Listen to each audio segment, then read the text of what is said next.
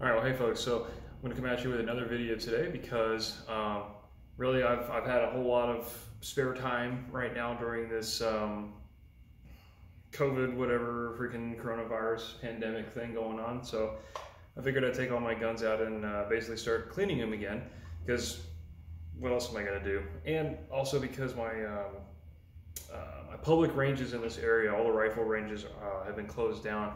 I no longer have a place to shoot my rifles at unless I go out in the desert somewhere, which, to no one's surprise, that's everybody else's idea too. So the last time I went out in the desert for the Yugoslavian rifle grenades that I was shooting, I had so many people out there. My usual spot, which I normally don't have hardly anyone ever show up there, was absolutely jam-packed with people. So my options for shooting rifles at any amount of distance is pretty limited right now.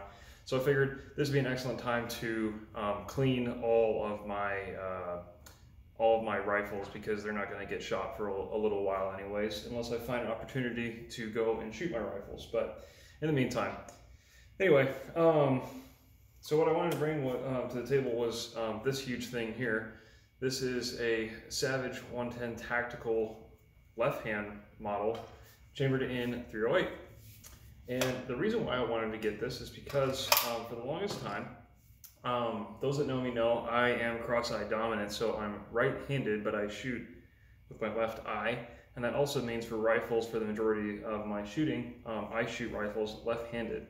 And so, as anyone can tell you, operating a bolt-action rifle with the wrong dominant hand is possible, but it's not a very enjoyable experience. You kind of have to rotate and do this number and really get your leverages and everything done correctly. And it's not the most pleasurable thing in the world. So my uncle, he's also a gun guy like me, way more of a gun guy than I am, that's for sure. And he, many years ago, sent me a very old Remington 788 .308 left-hand bolt-action rifle. And that thing had a phenomenal trigger in it, and it was actually pretty damn accurate too. But it did not absorb recoil very well, and it wasn't set up for me, you know, hardly at all. So it wasn't very pleasurable to shoot, but it was phenomenally accurate, and the trigger was pretty good. But I will say that the magazines it came with were absolute garbage. They're like single stack, 3 or 4 or 5 round mags, I think. I want to say they're 4 round magazines, metal mags, and these things are just absolutely terrible. I hated it. So the rifle was good in some aspects, but it was poor in others, and I just kind of got tired of it, and I wanted something a bit more modern that had, you know, a pick rail on the top, because my plan was to use my .308 bolt-action rifle as a testing platform for accuracy potential for any other .308 rifles that I have, most notably my PTR, because the common perception is that a bolt-action rifle tends to be a little bit more accurate than a semi-automatic rifle, right? So, all those factors taken together is I wanted a more modern platform. I wanted something that wasn't as sucky to shoot. I wanted something that didn't have terrible magazines, and I wanted something that was fairly modular so I could test all different kinds of optics and ammunition types through it, while also having a really nice, you know, modern production benched rifle that was pretty fun to shoot. And that is exactly what this thing is. And also the fact that it is a left-handed model. I really wanted to keep the left-handedness aspect of it, because it really just makes things so much more pleasant to shoot, especially when you're benching all day. You know, I could still operate this rifle if it was a right hand, but I really wanted the left hand, because that's more set up for me. So on recommendation of a couple friends of mine who do a lot more bench shooting than I do, they really recommended these Savage rifles because they are very reasonably priced. But the quality is definitely there, because when I was spending some time in California, I went out shooting with them, and they both had Savage bolt-action rifles, and those things were phenomenally accurate. You know, totally pleasant to shoot, great triggers. I mean, the AccuTrigger system in these, I used to think, it's just a gimmick, whatever, but they actually are pretty nice.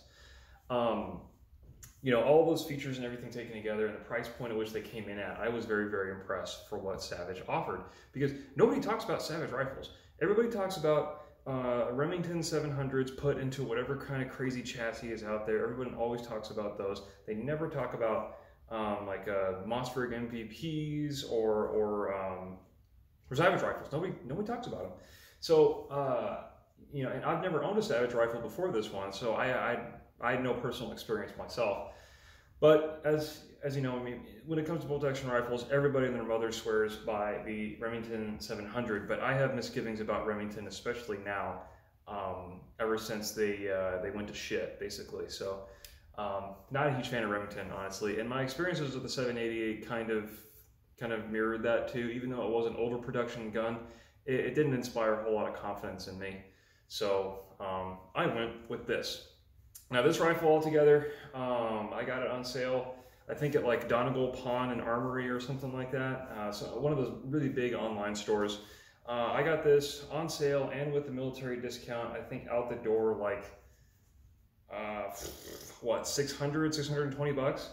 Which is freaking awesome, you know? Like this thing is huge. It's a very, very long barrel. I think it's like a, what, 20 or 24 inch barrel on this thing.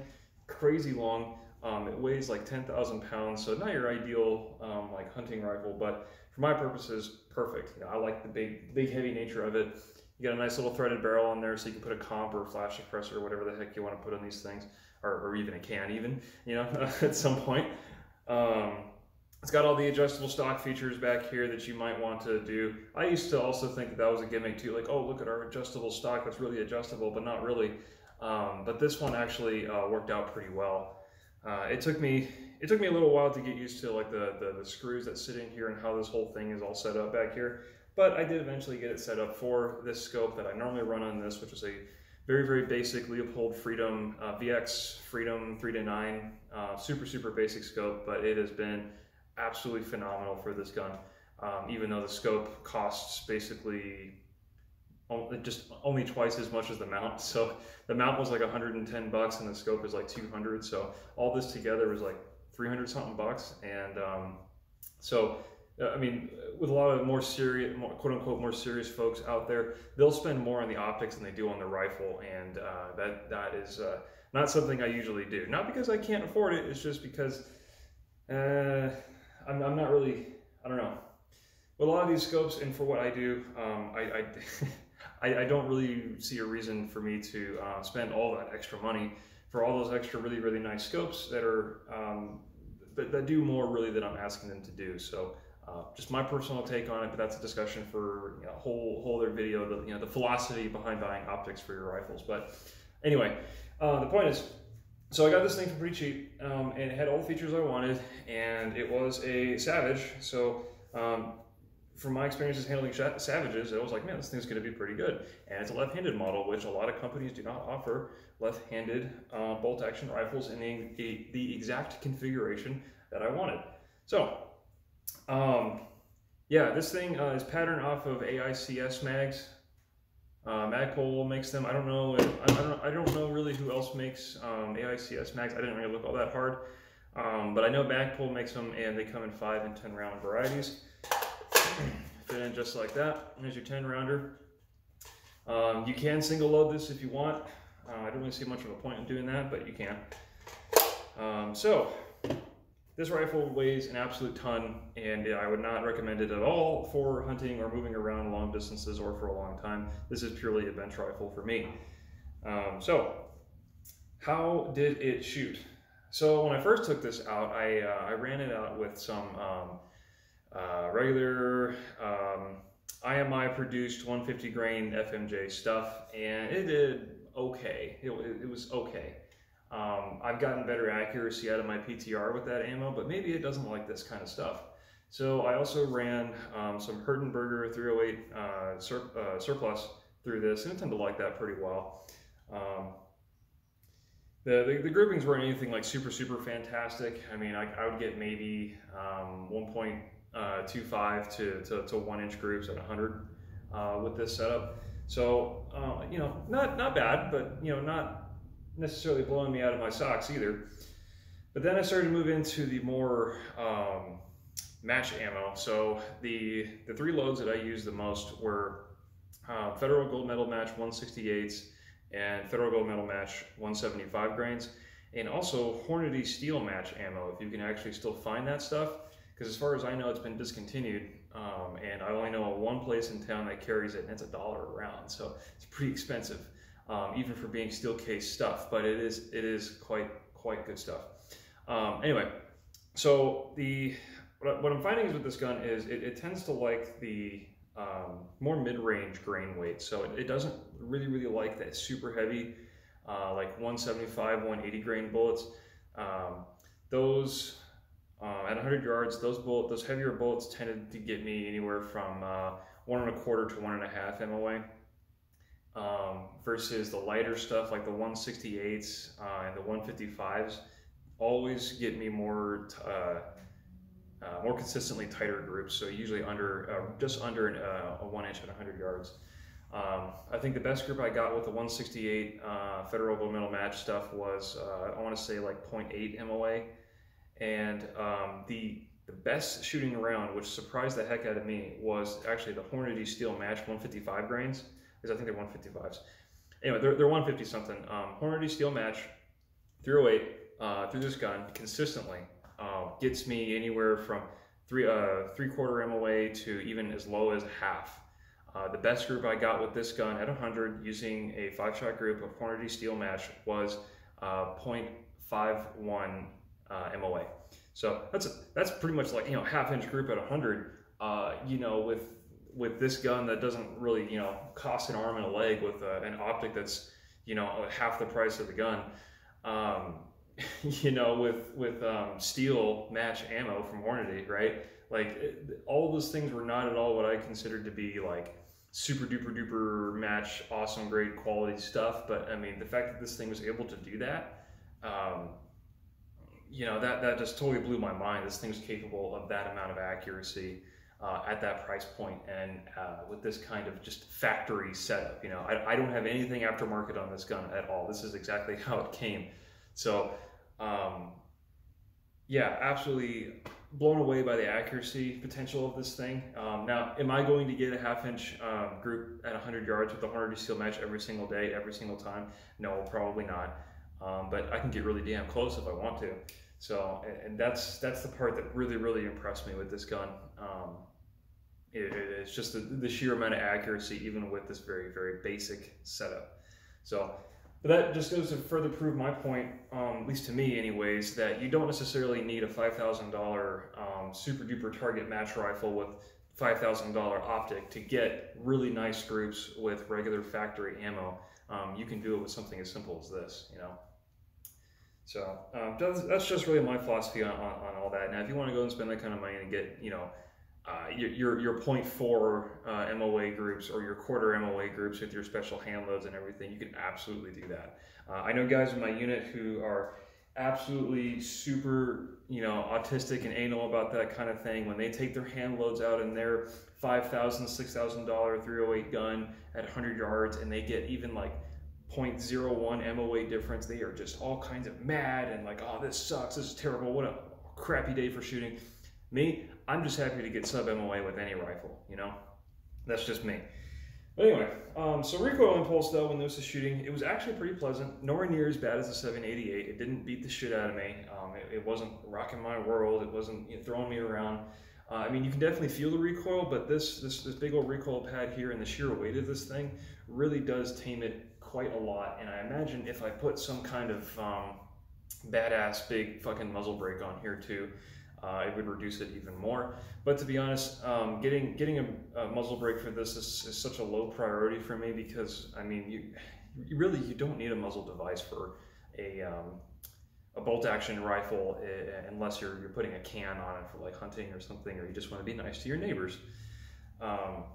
I don't see a point for putting a flash hider or muzzle brake on these things. I really don't. I mean, 308 it's a powerful cartridge, but it's not that powerful that you need a brake for every single 308 rifle that you have. So yeah, way more pleasurable to shoot in the 788. I know this thing is free floated because of the stock design in it and how Savage markets it as whatever AccuStock, stock, Accu something, I don't know, whatever their marketing term is. It works. It's great. This gun has been absolutely phenomenal for me as a test bed for ammo and optics. I don't always run this optic on here. Sometimes I run LPVOs on this, like Strike Eagles. Sometimes I've even put a red dot on this once just for fun. You know, and this, I don't know, I've just been very, very happy with this purchase, and really opened my eyes up to the possibilities that that Savage offers for its products line, especially for a product line that's like the 110 that's been around apparently for like decades and decades, and they've just modernized it and made it better.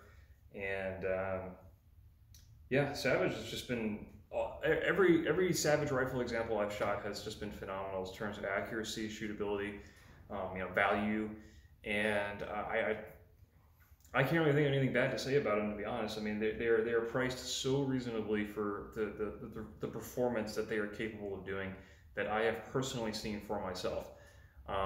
You know, and that goes with a lot of my purchases that I make is in my evaluations on them is seeing what I'm personally capable of doing with them, and if they surprise me, then hey, that's to me that indicates a high value purchase, and I want to pass that along to maybe someone else who's thinking about getting one of these, right? So, would I take this over a Remington 700? Absolutely, yes, all day, dude.